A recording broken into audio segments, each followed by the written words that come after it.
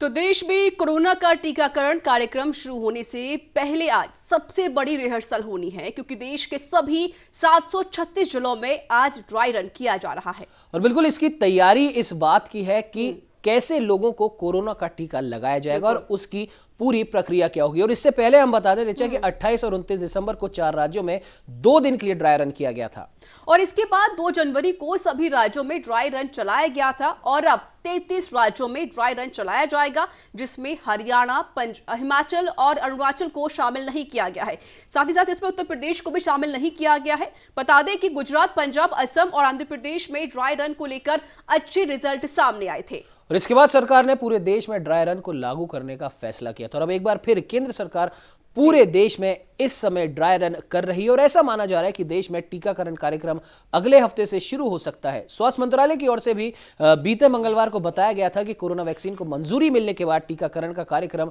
10 दिन बाद शुरू हो सकता है। और आज की तारीख से अगर हम इसकी गणना करें तो हमने पहले भी हमारे दर्शकों को बताया था कि मकर संक्रांति पर पूरे देश में कह सकते हैं टीका क्रांति हो सकती है। बिल्कुल, और आज से देश में कोरोना टीकाकरण के ड्राई रन का दूसरा चरण शुरू होने जा रहा है और आज उत्तर प्रदेश के और हरियाणा को छोड़कर देश के सभी राज्यों में आज से टीकाकरण हो रहा है। और जिस तरीके से लगातार यही कयास लगाए जा रहे थे कि कब ये जो वैक्सीन है वो भारत में उपलब्ध कराई जाएगी, लेकिन उसका समय भी आ चुका है, जो इंतजार था वो खत्म हो चुका है और आज दूसरा चरण है जहां पर टीकाकरण का ड्राई रन किया जा रहा है। बिल्कुल रिचा,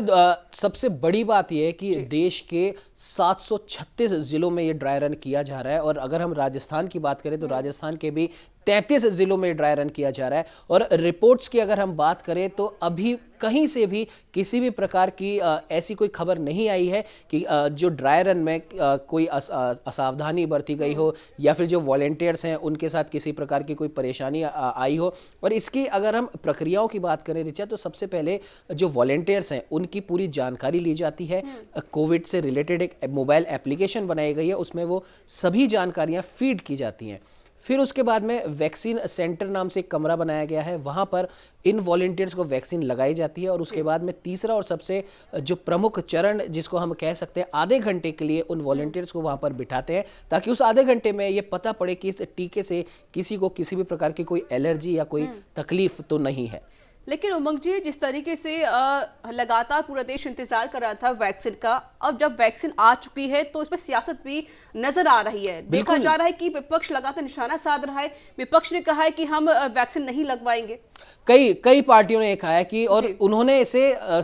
केंद्र सरकार की या फिर भारत की वैक्सीन ना मानते हुए उन्होंने इसे बीजेपी की वैक्सीन करार दे दिया। उदाहरण के तौर पर हम सपा प्रमुख अखिलेश यादव का उदाहरण दे सकते हैं। उन्होंने तो साफ तौर पर कह दिया कि कहां पर है कोरोना, अब मामले तो ठीक होते जा रहे हैं, इतना जो पहले जो इसका डर था वो अब डर रहा नहीं है, तो हम ये वैक्सीन क्यों लगवाए। और आप ये देखिए रिचा कि इस पे वैक्सीन के ऊपर हालांकि हमें चर्चा तो इस पर करनी चाहिए थी कि आज ड्राई रन हो रहा है, लेकिन सियासत इस कदर हावी है इस वैक्सीन में भी लोग पार्टी पॉलिटिक्स ढूंढ रहे हैं। बिल्कुल जाहिर है और इसको लेकर भी लगातार यही उम्मीदें हो रही हैं कि अब जो कोरोना वायरस है शायद खत्म हो जाए और सभी लोग ठीक हो जाएं। लेकिन अभी भी जो सियासत है यहाँ पर चरमराती हुई नजर आ रही है और लगातार जो विपक्ष पार्टियां हैं वो बीजेपी पर निशाना साध रही हैं।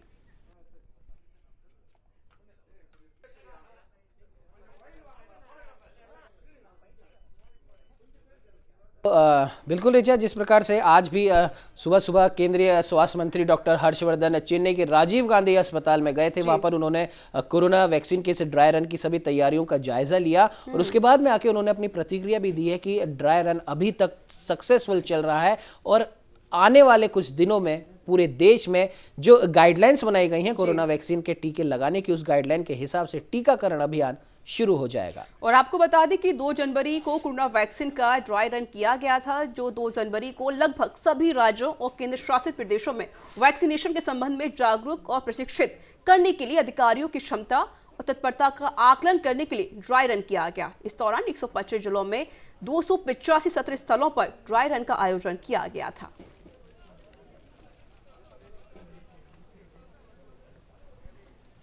तो वहीं इस ड्राई रन को लेकर एक अच्छी खबर ये भी सामने आ रही है ऋचा, सुबह से ही ये ड्राई रन शुरू हो चुका है। देश के अलग अलग हिस्सों में 736 जिलों में ये ड्राई रन शुरू हो चुका है। कुछ राज्यों को छोड़कर लगभग हर राज्य में ये ड्राई रन शुरू हो चुका है, हर राज्य के हर शहर में हो चुका है। और अभी तक कहीं से भी किसी भी प्रकार की ऐसी कोई खबर नहीं आई है कि इस ड्राई रन में किसी भी प्रकार की कोई असावधानी हो या फिर जो वॉलंटियर्स हैं उनको किसी भी प्रकार की कोई तकलीफ इस ड्राई रन से हो रही हो।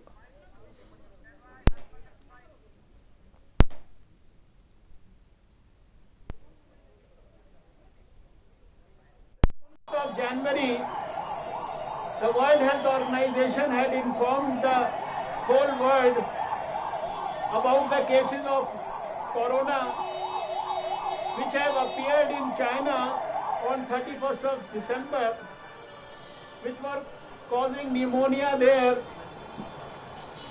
We were the first ones in the whole world to have probably taken a note of it, and on 8th of January 2020,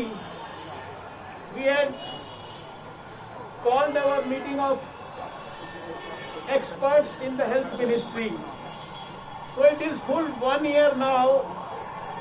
since we had responded to the news of following up with him for the second dose through detailed text messages, reminders. So it's a medical professionals and scientists, we could do extremely well, and तो ये आप सुन रहे थे केंद्रीय स्वास्थ्य मंत्री हर्षवर्धन को, जिन्होंने ड्राई रन की जो तैयारियों का जायजा लिया था चेन्नई के राजीव गांधी अस्पताल में, उससे वो संतुष्ट नजर आए और उन्होंने कहा भी सही कि अभी तक सब कुछ सक्सेसफुल है। खैर,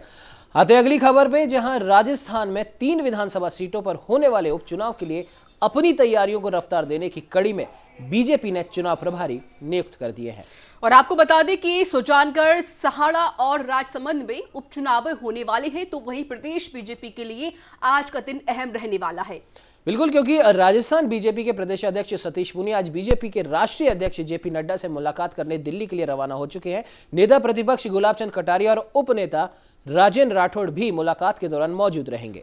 बिल्कुल, और मुलाकात के दौरान हाल ही में हुए चुनावों के परिणाम और आगामी चुनाव को लेकर चर्चा होगी और इसके साथ ही पार्टी से बिछड़ चुके पुराने नेताओं की घर वापसी पर मोहर लग सकती है। जाहिर सी बात है ऋचा, अगर इस मुलाकात पर हम गौर करें तो पिछली बार जब ये मुलाकात हुई थी तब राजस्थान में कांग्रेस के अंदर सियासी संकट चल रहा था और इस बार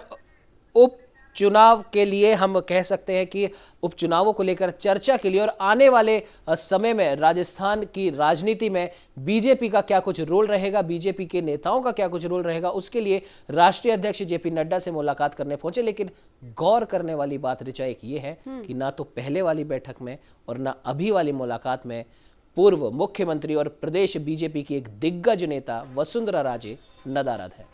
तो ये बैठक काफी ज्यादा अहम हो सकती है और इस बैठक में कई मसलों पर, कई मुद्दों पर बातचीत बिल्कुल हो सकती है। तो वहीं इस पर बात करने के लिए हमारे साथ हमारे संवाददाता लखवीर सिंह शेखावत लाइव हमारे साथ जुड़ चुके हैं। लखवीर, जानना चाहेंगे क्या कुछ मायने निकाले जा सकते हैं इस अहम बैठक के और वसुंधरा राजे जी के नदारद होने के?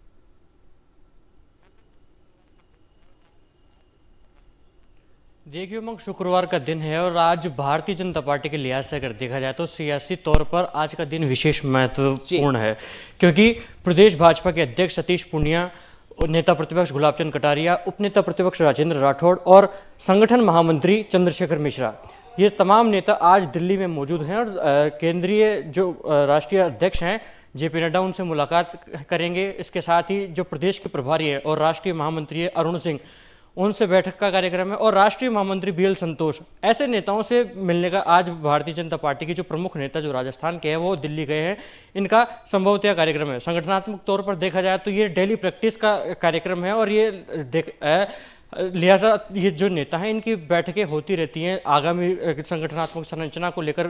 रणनीति बनाई जाती है, कार्य योजना बनाई जाती है, जो प्रदेश में सियासी माहौल चल रहा है उससे केंद्रीय नेताओं को रूबरू करवाया जाता है। लेकिन जिस प्रकार से ये तमाम चारों नेता दिल्ली पहुंचे हैं, देखने वाली बात होगी कि संगठन के लिहाज से क्या कुछ रणनीति तैयार की जाए, प्रदेश में उपचुनाव होने हैं उसको लेकर क्या रणनीति बनाई जाएगी, और सबसे बड़ी बात किसान आंदोलन को लेकर जिस प्रकार से लगातार सियासी तूल पकड़ता हुआ ये मामला जा रहा है उसको लेकर केंद्र प्रदेश बीजेपी को क्या टास्क देगा, ये बड़ी बिल्कुल बिल्कुल लखवीर, माफ कीजिएगा बीच में आपको इंटरप्ट कर रहा हूं। एक प्रमुख सवाल यहां पर यह बनता है कि पिछली बार भी जब वार्ता हुई थी उस समय भी वसुंधरा राजे इस बैठक से नदारद थी, इस बार भी वसुंधरा राजे नहीं है। और अगर पिछले कुछ दिनों की हम बात करें बीजेपी में,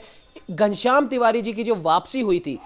कहा जा रहा है कि वसुंधरा राजे के धुर विरोधी रहे हैं घनश्याम तिवारी और वसुंधरा राजे के विरोध के चलते उनकी वापसी नहीं हो पा रही थी। ऐसे में वसुंधरा राजे का ना होना, घनश्याम तिवारी जी की वापसी होना, और कई ऐसे नेताओं के बारे में बात भी चल रही है जो घर वापसी करने वाले, और कहीं ना कहीं ये तमाम नेता भी वसुंधरा राजे के धुर विरोधी रहे। और सबसे बड़ा सवाल लखवीर यहां पर यही बनता है, वसुंधरा राजे और राजस्थान प्रदेश की बीजेपी के बीच में कुछ ना कुछ गड़बड़ चल रही है। क्या हम ये मान सकते हैं कि वसुंधरा राजे के अब राजस्थान प्रदेश बीजेपी में दिन लग चुके हैं?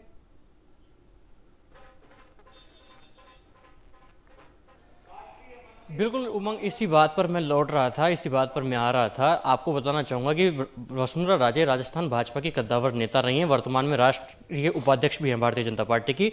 और पूर्व में मुख्यमंत्री रही है। वसुंधरा राजे का नादरा देना वाकई में सियासी गलियारों में चर्चा का विषय बनेगा, लेकिन सबसे बड़ी बात यह है कि प्रदेश के नेताओं को बुलाया और वसुंधरा राजे जो है वो वर्तमान में राष्ट्रीय उपाध्यक्ष है। ऐसे में इसे इस चीज़ से जोड़कर, इस बात से जोड़कर भी देखा जा सकता है कि प्रदेश के नेताओं के बीच में मुलाकात होनी है। हालांकि वसुंधरा राजे की निजी व्यस्तता भी हो सकती है क्योंकि फिलहाल में वो जयपुर में भी नहीं है, धौलपुर अपने निवास पर ही है, लेकिन इसको इस चीज़ से जोड़कर बिल्कुल देखा जा सकता है क्योंकि प्रदेश की जो बीजेपी है वो लगातार वसुंधरा राजे को साइडलाइन करने में लगी हुई है, दरकिनार करने में लगी हुई है, क्योंकि प्रदेश बीजेपी के बैनर तले जो भी कार्यक्रम आयोजित किया जाता है उससे वो लगातार दरकिनार रहती है। हालांकि राष्ट्रीय कार्यकारिणी के या राष्ट्रीय कार्यक्रम जो भी घोषित होते हैं, जो भी आयोजित किए जाते हैं, उसमें वसुंधरा राजे की मौजूदगी रहती है। प्रदेश के भी कई कार्यक्रम होते हैं, जब वसुंधरा राजे की मौजूदगी उसमें जरूरी होती है तो वसुंधरा राजे उसमें मौजूद रहती है, लेकिन अधिकतर कार्यक्रमों से वसुंधरा राजे नदारद रहती है, अधिकतर कार्यक्रमों से वसुंधरा राजे की गैर मौजूदगी रहती है। घनश्याम तिवारी के सवाल पर आना चाहूंगा। घनश्याम तिवारी वाकई में वसुंधरा राजे के धुर विरोधी रहे हैं, आज से नहीं शुरू से रहे हैं। ऐसे कई नेता हैं जो वसुंधरा राजे की खिलाफत से ही भारतीय जनता पार्टी का दामन छोड़कर चले गए थे, उनकी भी जल्द ही घर वापसी होगी। आज की इस बैठक में भी इसी बारे में चर्चा की जाएगी। वहीं सबसे बड़ी बात है, मैंने आपको पहले भी शुरुआत में बताया कि ये संगठनात्मक तौर पर ये जो बैठकें होती हैं इनका सियासी तौर पर देखा जाए तो रूटीन वर्क है। प्रदेश के नेता केंद्रीय नेताओं से मिलते हैं, लेकिन इसे इस चीज से जोड़कर देखना ठीक है, संगठनात्मक बैठक है, एक रूटीन ये बैठक इसको कह सकते हैं, लेकिन कभी भी जब भी राजनेता आपस में मिलते हैं, भले ही वो एक ही पार्टी के हों, उसके सियासी मायने तो निकाले ही जाएंगे। और वसुंधरा राजे जी का जिक्र करना यहां पर बहुत ज्यादा जरूरी इसलिए है क्योंकि जब राजस्थान में सियासी संकट आया था उस समय भी वसुंधरा राजे एक्टिव थी, लेकिन उतनी एक्टिव नहीं थी जितना उनको माना जाता है, जितना एक्टिव उनको देखा जाता है। और अभी घनश्याम तिवारी जी की वापसी का क्या हम ये मतलब निकाल सकते हैं कि राजस्थान बीजेपी में वसुंधरा राजे के विरोधी गुट को खड़ा किया जा रहा है?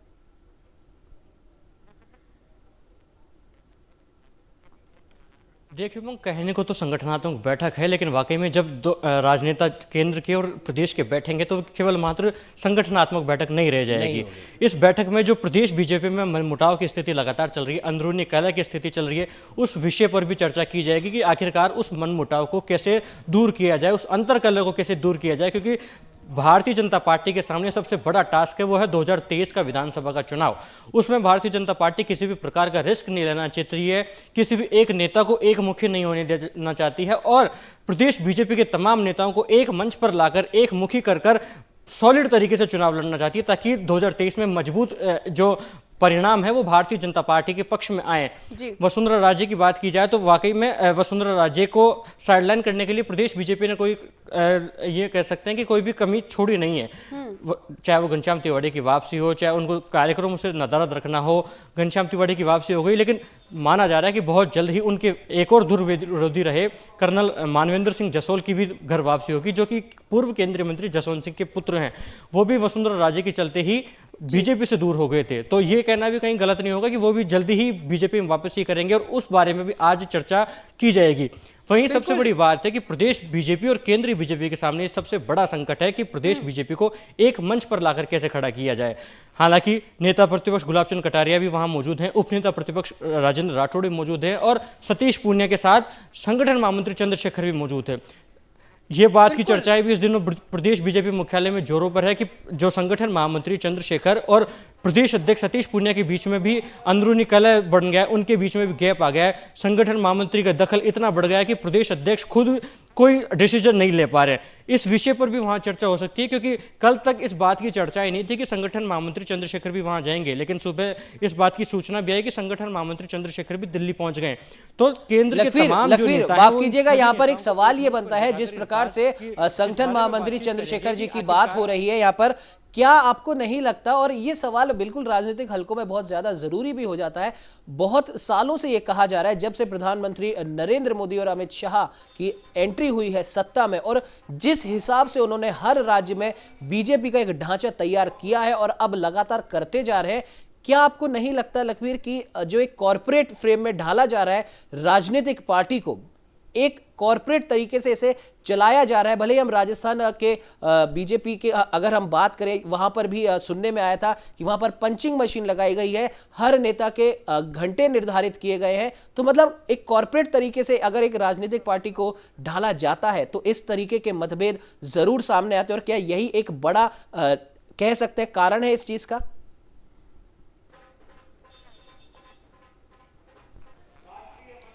देखिए उमंग, संगठन महामंत्री का जो पद है, जो दायित्व है, वो संगठनात्मक दायित्व है, और राष्ट्रीय स्वयंसेवक संघ इनको तमाम प्रदेशों में भेजता है। ये संघ के प्रचारक होते हैं जिनको संगठन महामंत्री कहा जाता है। वहीं देखा जाए तो संगठन का पूरा कामकाज होता है वो संगठन महामंत्री देखते हैं, और राजनीतिक तौर पर या कह सकते हैं कि प्रदेश अध्यक्ष का दायित्व होता है। लेकिन दखल की अगर बात की जाए तो प्रदेश में संगठन सतीश पूनिया के सामने जो संगठन महामंत्री चंद्रशेखर है, उनका दखल कहीं ना कहीं हावी हो रहा है, और इसी के चलते शायद इस बात से भी वो रूबरू करवा सकते हैं। हालांकि मीडिया में इस प्रकार की बातें नहीं आती है, लेकिन सूचना इस प्रकार की बहुत ज्यादा है, और जैसे हम देखते भी हैं तो वो भी इस बात से हम भी नकारा नहीं कर सकते, निकार नहीं सकते, क्योंकि देखने को मिलता भी है। वहीं कॉर्पोरेट होने की बात की तो देखिए उमंग, विश्व की सबसे बड़ी पार्टी भारतीय जनता पार्टी है, और तमाम जो परिपाटी है, कार्य प्रणाली है, वो बदल चुकी है। आपका बिल्कुल कहना सही है कि जो ऑफिस वर्क करते हैं उनका पंचिंग मशीन भी लगी हुई है प्रदेश बीजेपी मुख्यालय में, लेकिन नेताओं का ऐसा नहीं है। हालांकि सबके दायित्व बांटे गए हैं, उनको उसी तरीके से काम करना भी होता है। प्रदेश भारतीय जनता पार्टी की अगर बात की जाए तो संगठन का विशेष महत्व होता है, कार्य का विशेष महत्व होता है, और जिस भी व्यक्ति को दायित्व दिया जाता है उसको बखूबी दायित्व निभाना होता है, चाहे वो प्रदेश अध्यक्ष स्वयं हो, चाहे वो संगठन के महामंत्री हो, चाहे फिर और दायित्व वाले नेता हो। लेकिन ये कहना कहीं गलत नहीं होगा कि प्रदेश बीजेपी या फिर पूरी भारतीय जनता पार्टी बूथ स्तर से लेकर प्रदेश स्तर तक को मजबूत करने में जुटी हुई है। और आज की जो ये बैठक और वो मजबूती दिखानी पड़ेगी भाजपा को। एक सवाल मेरा आपसे रहेगा लखवीर सिंह शेखावत कि पुनिया, कटारिया और राठौर कई बार एक साथ मिलकर चर्चा कर चुके हैं, दिल्ली जा चुके हैं, लेकिन यहाँ पर हमेशा जो वसुंधरा राजे है वो यहाँ पे शामिल नहीं होती है मीटिंग में। क्या हम कह सकते हैं जो मीटिंग होने वाली है, जो बैठक होने वाली है, भविष्य को तय कर सकती है कि इस बैठक में वसुंधरा राजे आगे इस काम में काम करेंगे, इस राजनीति में, या फिर नहीं करेंगे?